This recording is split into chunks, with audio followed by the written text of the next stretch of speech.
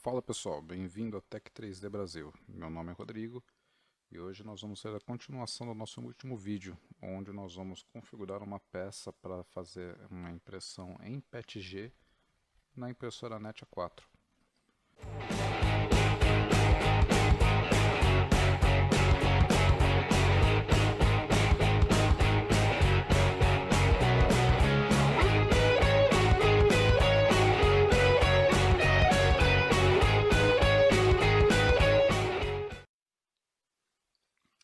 Vamos lá. Nossa primeira peça de impressão será um cubo de calibração. O objetivo dessa peça é nós verificarmos se a impressora está condizente com as medidas configuradas, ou seja, se você olhar a peça, nós temos X, Y e Z, e nós temos as dimensões dessa peça. O objetivo de imprimir um cubo de calibração é verificar a qualidade da impressão, canto das peças e as dimensões dela. Se as dimensões finais da impressão estão compatíveis com as dimensões configuradas no modelo.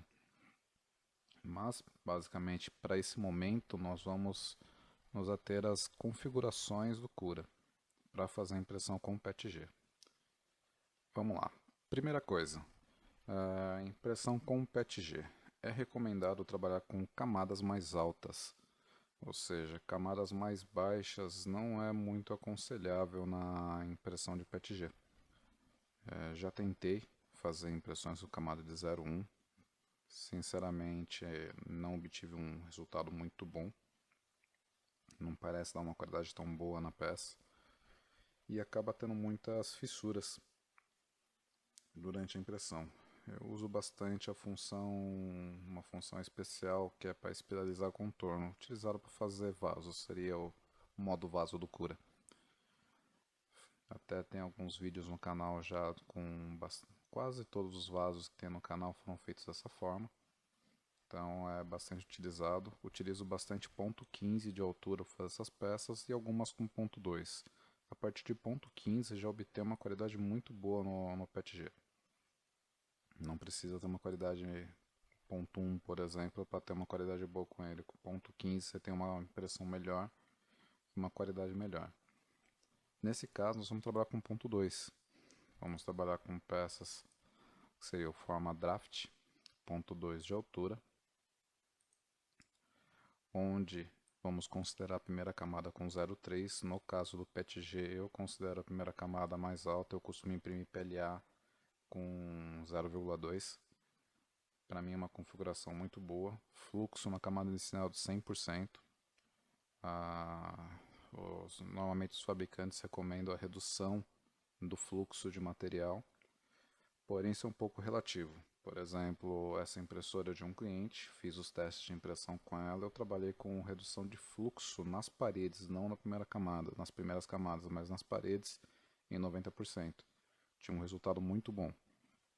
Nas minhas impressoras eu trabalho com uma redução de fluxo de 80% a no máximo 85%. Mais que isso, eu tenho problema de sobextrusão. Você vê muitos problemas de acabamento na parede. Primeira camada também é 100%, porque na hora que ele começa a fazer o preenchimento dessas camadas, você consegue enxergar frestas nos fechamentos. E normalmente quando você faz um vaso, você tenta colocar água, o ideal é que essas primeiras camadas sejam bem fechadas. Porque senão na hora que você coloca água, ele vai fazer igual uma peneira, vai vazar um monte de água por baixo do vaso.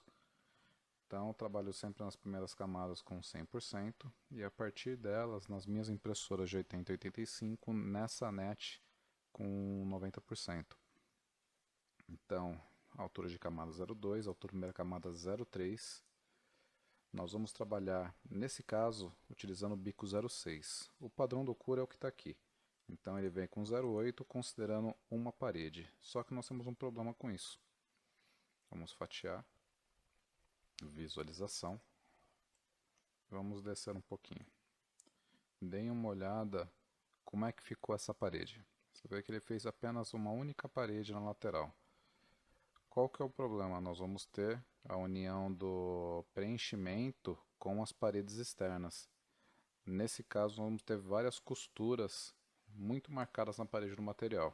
Então, eu particularmente prefiro trabalhar com paredes por números ao invés de por medidas. Então eu costumo colocar sempre duas paredes, eu sei que o bico é de 0,6, ou seja, eu vou ter uma parede na espessura de 1,2. Eu não preciso ficar fazendo a conta, eu só quero trabalhar com duas paredes. Qual que é a vantagem de trabalhar com duas paredes? O meu preenchimento vai estar preso à parede interna e minha parede externa vai estar livre. Eu não vou ter uma interferência da minha parede interna nela, ou seja, eu vou ter um acabamento muito melhor nas paredes externas do material. Uma opção que é já legal a gente trabalhar nas paredes superiores e inferiores já é ativar o monotônico. É uma opção que eu acho legal já manter como padrão. Nesse caso, é aconselhável paredes nessa altura de as camadas superiores e inferiores, pelo menos 4, para se ter um bom acabamento. Paredes, quantidades inferiores a isso, provavelmente vai ter abertura nas paredes, principalmente nos fechamentos. Preenchimento, no caso. Preenchimento é ajustado por tipo de peça que vai fazer. Aqui, como a gente está fazendo um cubo para ver como é que ele vai ficar, acabamento, esse tipo de coisa, 20% está de bom tamanho. Material, vamos lá. O PETG ele varia a temperatura de impressão de 225 a 260 e mesa na faixa de 70 graus a 80 graus.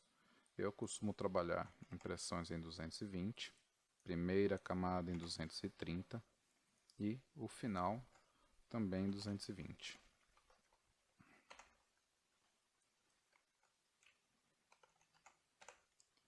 Aqui é o que eu havia comentado. Então nós vamos trabalhar com fluxo de 90%, primeira camada 100%, topo e base 100%, então nós temos um fechamento adequado, e paredes trabalhar com 90% de fluxo de material. No caso da velocidade, assim como muita gente recomenda na internet, eu prefiro trabalhar com velocidades constantes. Não sou fã de trabalhar com variações de velocidade durante a impressão. PLA, por exemplo, é um material que ele é muito fácil de imprimir. Então, mesmo você tendo variações na velocidade de impressão, você acaba não tendo um impacto tão grande no acabamento da peça. Porém, o PETG, se você não estabilizar, por exemplo, eu vou trabalhar nessa impressora com 50 de velocidade. E eu vou mostrar para vocês aqui, ó. Quando a gente corrige as velocidades, o Cura automaticamente aumenta a velocidade das paredes interiores. Qual que é o problema dessas variações de velocidade? Essa velocidade muito alta, ela acaba danificando o acabamento da parede externa. Algumas vezes chegando até a retirar a parede externa. Tem algumas peças que eu fiz teste onde, no caso do PETG, ele chegou a fazer buraco na peça, no acabamento final da peça. Então o ideal é manter uma velocidade constante, e eu faço isso inclusive para o percurso, para todas as camadas, desde o início até o final da impressão. Configuro também no Cura ativar todas essas funções. Dessa forma, o Cura vai conseguir fazer um cálculo um pouco melhor. No caso dessa impressora, eu vou trabalhar com 1500 de aceleração, tá?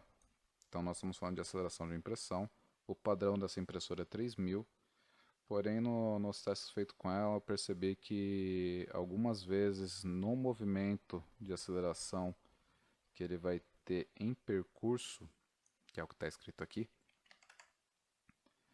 ela vai avançar e algumas vezes ela perde passo. Então, acelerações muito altas faz com que a impressora perca passo e, consecutivamente, vai deformar a peça. Então, uma aceleração boa que manteve constante a velocidade, deu um acabamento muito bom, foi 1500. O jack eu costumo colocar em 10. Nas minhas impressoras eu trabalho com 1500 até 3000, depende do tipo de motor que eu considero. Tem uma impressora que eu uso um motor japonês, é um motor mais caro. Eu trabalho com 3000, nunca tive problema. Nas motores chineses mesmo, normalmente eu não, com acelerações de 3000 eu tenho problema com perca de passo. Vamos para percurso. No caso, distância de retração eu considero 8. Alguns fabricantes recomendam de 5 a 6. De 5 a 6 depende muito do tipo de peça que vai fazer. No caso dessa peça, se você manter o 6,5 que está aqui e colocar em 5, não vai ter um problema, porque ela não vai sair da peça. É uma peça quadrada, o bico vai ficar dentro dela. Então qualquer problema com o material vai ficar para dentro da peça. Agora, um ponto interessante é você acertar a velocidade de retração. No caso do fabricante desse material, ele recomenda 40 a 45 de velocidade. Suporte, nesse caso, nós vamos ter refrigeração. Refrigeração varia um pouco de fabricante de filamento para fabricante. Alguns recomendam ventoinha em 60, outros a ventoinha em 100. Nesse caso eu vou manter em 100, eu consegui um acabamento bom nessa velocidade. E aderência à mesa, nesse caso eu vou trabalhar com skirt, não vou trabalhar com brim. Por quê? Eu não preciso de uma aderência maior na mesa para isso daqui. Então eu vou considerar o skirt apenas para descartar material mesmo. Então ele vai fazer um contorno na peça, esse contorno não vai se ligar à peça. O objetivo dele é descartar material para que na hora que ele chegue na primeira camada, que ele vai fazer essa camada, ele não tenha falta de material, ou seja, ele vai começar colocando material. Se você começa sem fazer esse descarte, o bico ele escorre material quando ele está parado. Então, quando ele começa a fazer a impressão, ele vai ficar com buracos nessa primeira camada. A primeira camada da impressão é a camada mais importante da impressão. Se ela não ficar bem feita, você corre o risco dessa peça soltar durante a impressão e você perder uma peça. Pode ser com pouco material, com muito tempo. Então é jogar dinheiro fora. É sempre ideal que faça isso e garanta uma boa impressão, uma boa aderência à mesa. Então essas são as configurações que nós vamos estar usando. Eu vou gerar esse arquivo, colocar na impressora e mostrar para vocês como vai ficar.